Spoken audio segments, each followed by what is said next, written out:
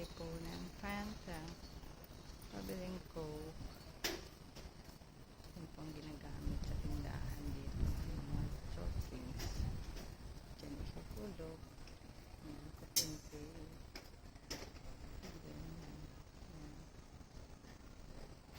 So, kung bibili kayo, ayan. Meron na siyang gumibokuro trash can.